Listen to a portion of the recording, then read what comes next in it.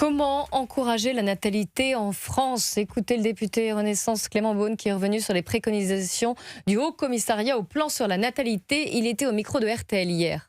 Toutes les politiques qui marchent le mieux, c'est les politiques de liberté. C'est les politiques justement qui allègent les contraintes. Et ce qui marche bien, on le voit en Suède notamment, c'est quand vous avez un congé à la naissance, qui n'est pas trop long, pour pas écarter les parents, notamment les mères, du marché du travail trop longtemps, bien rémunéré, c'est-à-dire qu'avec un bon taux de remplacement, et puis partagé entre les parents.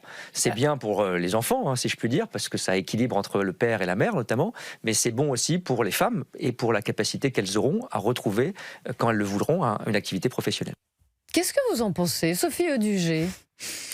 J'en pense qu'ils auraient peut-être pu s'en préoccuper un petit peu avant parce que la natalité baisse depuis 2010 quand même, de manière assez importante, de manière très importante depuis 2020. Et effectivement, là, tout le monde panique parce que pour la première fois, le seuil a été négatif. Oui, c'est symbolique. Oui, c'est-à-dire qu'il y a eu plus de morts que de naissances l'année dernière. En 2025. Et c'est la première fois depuis la Seconde Guerre mondiale. Oui. Ouais. Après, c'est logique, puisque après la Seconde Guerre mondiale, on a eu le baby-boom, surtout avec une baisse forte de la mortalité infantile.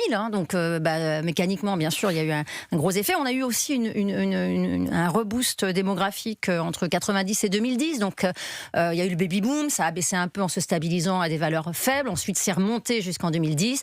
De 2010 à 2020, là, ça a commencé à rebaisser de manière un peu structurelle. En même temps, on déconstruit depuis 20 ans la famille, les mères, les pères. Je voyais il y a pas très hier justement dans un livre de Duno pour des profs où il disait en fait l'école dite maternelle, parce que appeler l'école maternelle par exemple, ça serait sexiste si vous voulez.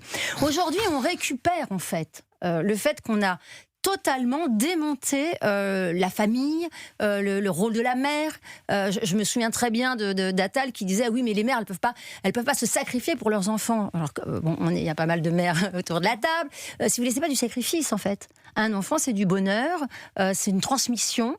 Mais après, effectivement, les femmes aujourd'hui travaillent, donc il faut en tenir compte et que des solutions soient proposées. Vous en parliez hors antenne pour les crèches, pour les activités du mercredi quand la femme travaille, etc. Et qu'elle soit faite. Des modes de garde. Là, il le dit, Clément Beaune, il faut aussi revoir cet accueil pour l'enfant, notamment à partir de 1 an. Mais s'il n'y a pas derrière les formations qui vont avec, le personnel, on sait qu'il est de plus en plus difficile d'avoir des embauches pour les structures de petite enfance. Alors, est-ce que tout cela, c'est pris en compte ? Mais c'est pas pris en compte parce que de toute façon, on a réduit drastiquement les rémunérations de ces personnels-là. Faut bien avoir conscience que élever un enfant dans la période de la petite enfance nécessite des compétences importantes et les compétences, elles se payent. Donc tant qu'on ne mettra pas les moyens pour effectivement avoir une prise en charge de la petite enfance de manière très structurée et très professionnelle, les parents seront inquiets d'y laisser leurs enfants ou il n'y aura que des petites structures et ça sera les gens les plus fortunés qui pourront y mettre leurs enfants. Et voilà. Ça sera un frein pour le retour à l'emploi des femmes après la naissance. Oui, puis c'est un enjeu majeur de considération de la personne, de l'enfant.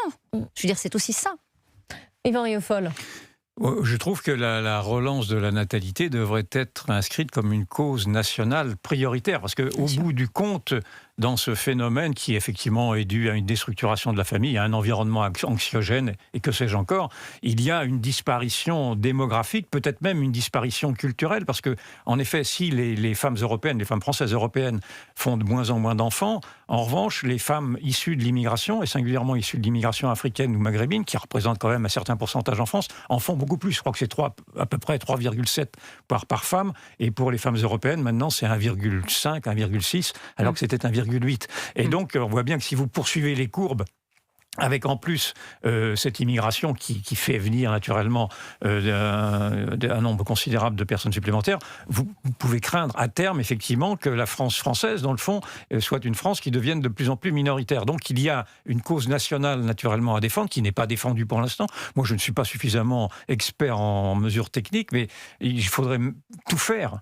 C'est-à-dire également peut-être proposer des baisses d'impôts pour les ménages qui font dès un premier enfant, voire un deuxième enfant, voire des aides plus conséquentes. Enfin, en tout cas, tout faire effectivement pour relancer cette natalité qui effectivement, pour l'instant, mais vous l'avez déjà très bien. C'est ce qu'a dit l'ancien député Renaissance Clément Beaune, qui est actuellement au commissaire au plan. Il a dit qu'il va falloir que la France va devoir adapter son système économique et social à cette nouvelle réalité démographique. C'est-à-dire que la France fait moins d'enfants. Donc, d'où les préconisations. Alors après, est-ce que ce qu'il a dit, donc un mode de garde sécurisé à partir de 1 an, ou même la modification des congés parentaux, impliquer davantage les pères aussi, voilà, toute cette série de mesures. Vous pensez que c'est... Bon, c'est peut-être trop tard, mais au moins ça a le mérite d'exister. Non, mais enfin, si vous voulez, la question, c'est quelle sera la politique familiale que mettra en place le prochain président de la République. Je veux dire, évidemment que c'est un enjeu majeur. Je veux dire, quand vous avez... on n'en parle pas assez. Mais de toute façon, enfin, je veux dire, comme le disait Yvan, à partir du moment où vous avez un solde négatif, ça veut dire que votre pays se meurt.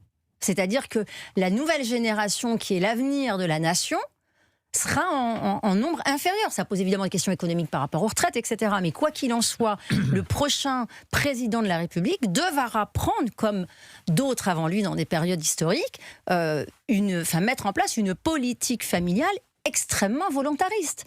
Et celle-ci va induire également l'idée de la population qu'on veut avoir, c'est-à-dire les valeurs qui sont à défendre, la civilisation qu'on veut faire perdurer ou pas. Et donc, évidemment, M. Beaune, on sait très bien qu'il a une orientation politique. Le vrai sujet, c'est que vont proposer les différents candidats à la prochaine élection présidentielle. Ça sera un enjeu majeur, parce que c'est la survie et la continuité de notre civilisation.